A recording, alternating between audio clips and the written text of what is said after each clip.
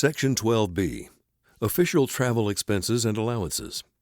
12.13, Authorized Expenses and Allowances. Individuals are often expected to travel, whether associated with permanent change of station, PCS, or temporary duty, to include professional military education and training. Costs associated with official travel are often reimbursable, but individuals must understand and adhere to specific travel regulations accurately and within a timely manner. 12.14, Permanent Change of Station Allowances and Expenses. When military members are ordered to perform a PCS, there are travel allowances for expenses incurred related to transportation, lodging, household goods, etc. Individual billed account government travel charge card usage is authorized and highly encouraged for all PCS-related expenses. Some of these allowances are addressed below. Permanent change of station advance payments. Advance payments of pay and allowances provide members with funds to meet extraordinary expenses directly related to a government-ordered relocation and not covered by other entitlements. A PCS advance payment is an advance of up to 3 months of basic pay, less mandatory deductions and debts currently being deducted. All airmen who are E3 and below must have approval of their immediate commander to receive advance pay. All airmen who request a repayment period greater than 12 months or request an amount greater than 1 month's basic pay must have approval of their immediate commander. Repayment periods greater than 12 months are only approved in cases of financial hardship. Shipment of household goods. A member ordered on a PCS move may ship household goods within certain weight limitations at government expense. Authorized weight allowances normally depend on the grade of the member and number of dependents. A member may be reimbursed for personally arranging for the shipment of household goods. Claims should be prepared and submitted according to service instructions. The government cost limit is based on the member's maximum household goods weight allowance. If the member transports household goods in excess of the authorized weight allowance, all payments are based on the authorized weight allowance. Dislocation allowance. Dislocation allowance is paid at a rate determined by the Secretary of Defense and payable to all members with dependents when dependents relocate their household goods in conjunction with a PCS. It is also payable to members without dependents if they are not assigned permanent government quarters upon arrival at the new permanent duty station. Shipment of unaccompanied baggage. The shipment of unaccompanied baggage provision refers to the portion of the PCS weight allowance ordinarily transported separately from the major or bulk of household goods and usually is transported by an expedited mode. When the expedited transportation mode is commercial air, a maximum of 1,000 pounds net may be transported. Mobile home shipment. Members who own a mobile home should contact the Traffic Management Office to arrange transportation in lieu of household goods transportation.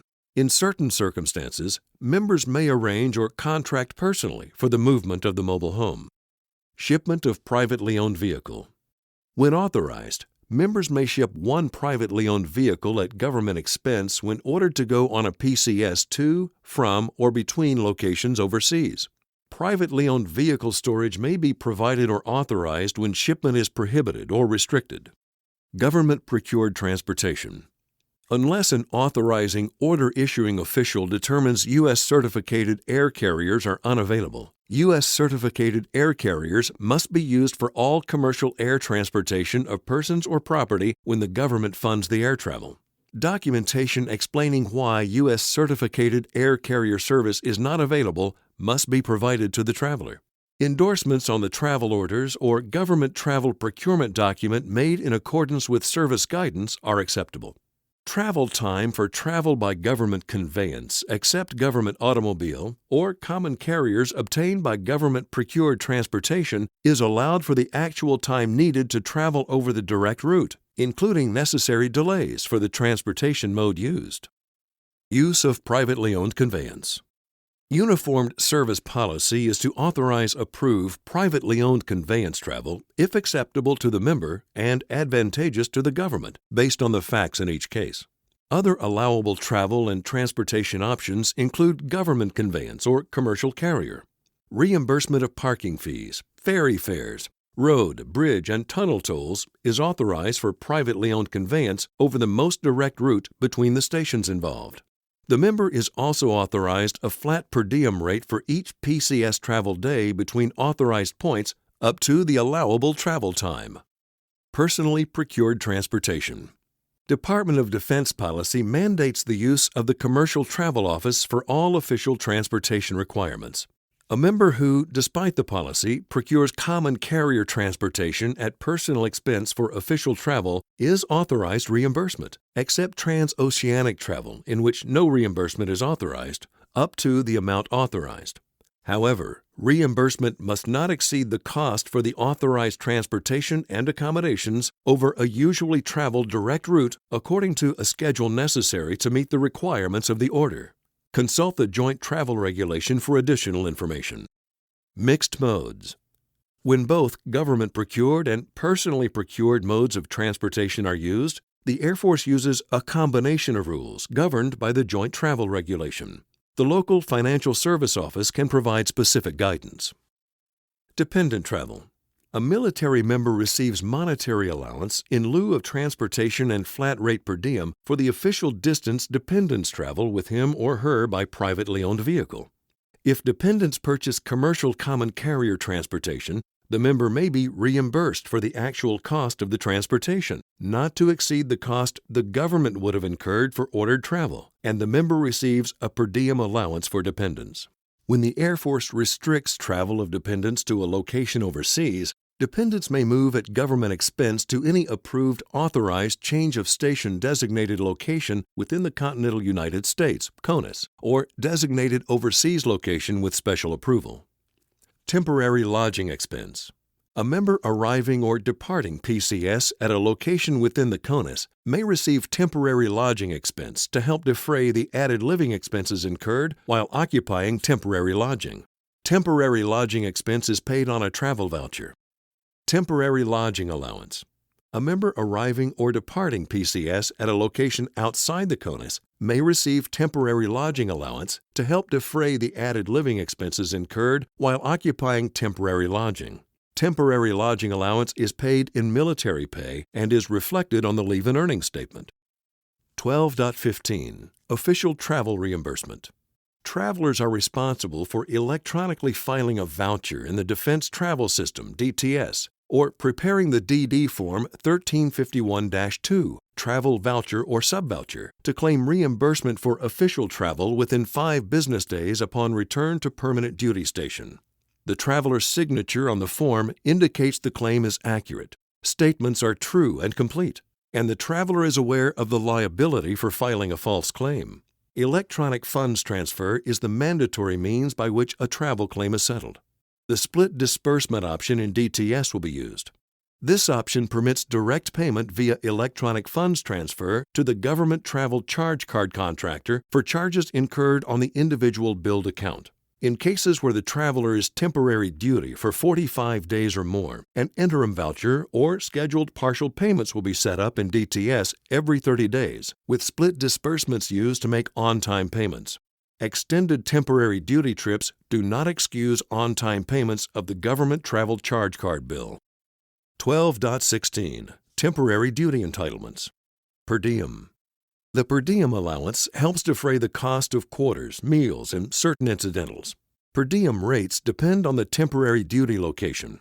Travelers are paid a prescribed amount for meals and incidental expenses, plus the actual amount for lodging, not to exceed the maximum lodging rate for the specific location. The rates depend on the availability of government facilities, such as quarters and dining facilities. Transportation. Policy mandates that uniformed service members will use available commercial travel offices to arrange official travel. The mode of transportation used between the points designated in the travel order will determine the transportation entitlement. On the other hand, if the member receives authorization to travel at personal expense, he or she will receive a reimbursement limited to what cost the government would have incurred for the authorized mode of travel. For questions or concerns, consult the Transportation Office or Commercial Travel Office for assistance. Miscellaneous expenses. Reimbursable travel-related expenses include travel from home or place of lodging to the servicing transportation terminal by taxi, limousine, bus, or privately owned vehicle. Additional miscellaneous expenses include passports, visas, and rental vehicles when authorized on travel orders. 12.17 Government Travel Charge Card. The Government Travel Charge Card program is intended to facilitate and standardize Department of Defense travel, providing travelers a safe, effective, convenient, commercially available method to pay for expenses incident to official travel, including local travel. The travel card is used to improve cash management, reduce administrative workloads, and facilitate better service to travelers. In addition, because of the refund feature of the travel card program, the program results in cost savings for the Department of Defense. Agency Program Coordinators. An agency program coordinator is an individual, uniformed member, employee, contractor, or foreign national, designated in writing by a commander or director as responsible for the management of the Government Travel Charge Card program. Agency program coordinators are responsible for managing the travel card program within their hierarchy. Department of Defense Financial Management Regulation describes policies and procedures set forth through the Air Force Government Travel Charge Card program. Card use. Unless otherwise exempted, all Department of Defense personnel are required to use the government-sponsored, contractor-issued Government Travel Charge Card for all expenses arising from official government travel. These expenses include lodging, transportation expenses, local ground transportation, and rental car expenses authorized on travel orders. Cardholders, while in a travel status, may use the card for non-reimbursable incidental travel expenses, such as rental movies, personal telephone calls, exercise fees, and beverages when these charges are not part of a separate room billing or meal. Cash advances may be made with the Government Travel Charge Card to pay for travel-related expenses. Automated teller machine advances will not be obtained earlier than 3 working days before scheduled travel and are limited to authorized expenses exempt from mandatory card usage, meals, incidentals, and miscellaneous expenses. Transaction fees for automated teller machine use are typically part of the incidental expense portion of per diem and are therefore not separate reimbursable expenses. Permanent change of station coordination. Individuals are required to use the Government Travel Charge Card during a PCS. Credit limit increases and deferred payment options are available to accommodate the extended travel time of a PCS move. Government Travel Charge Card bills must be kept current while in a PCS status. The cardholder must notify the losing agency program coordinator before departing the old duty station and gaining agency program coordinator upon reporting to the new duty station. The losing agency program coordinator will update the travel card account to reflect mission-critical status and set a future date in the travel card company system to deactivate the cardholder's account based on the PCS travel order report no later than date. The agency program coordinator will also submit a transfer request to the travel card vendor so the individual is removed from that unit's reporting hierarchy level. The gaining agency program coordinator will ensure the travel request is processed by the travel card vendor when the member arrives at the new station, so the account information can be updated. The gaining agency program coordinator will also clear the deactivation date within the travel card vendor system. How to pay the card company. The travel card vendor provides detailed monthly bills to cardholders. Cardholders are responsible for payment in full of outstanding balances due in the monthly billing statement from the travel card vendor. Payments should be made promptly within the current billing cycle. Military service members must use the split disbursement features in DTS, which automatically pays the credit card vendor for credit card charges incurred while on official travel. Card abuse. The cardholder will only use the Government Travel Charge Card while in official travel status. Commanders or supervisors will not tolerate the misuse of the Government Travel Charge Card. Cardholders who misuse their Government Travel Charge Card are subject to appropriate administrative or disciplinary action. Delinquencies. Cardholders are responsible for payment in full of the amount stated on the monthly billing statement. A late fee per billing cycle may be assessed for individually billed accounts that are 75 days past the closing date of the account statement on which the charges first appeared. The travel card vendor will submit accounts that are 126 days past due for salary offset processing to Defense Finance and Accounting Services. The travel card vendor may also initiate pay garnishment proceedings through the judicial system against cardholder accounts over 126 days delinquent. Upon written request of the travel card vendor, the Department of Defense may act on their behalf and collect by payroll deduction from the cardholder for any funds the cardholder owes to the travel charge card vendor as a result of delinquencies not disputed by the cardholder on the government travel charge card. If the travel card vendor cannot initiate pay garnishment proceedings and the cardholder account is over 210 days delinquent, the travel card vendor will charge off the account and report the delinquency to the credit bureau. The debt will then be collected through a third-party collection agency assigned by the travel card vendor.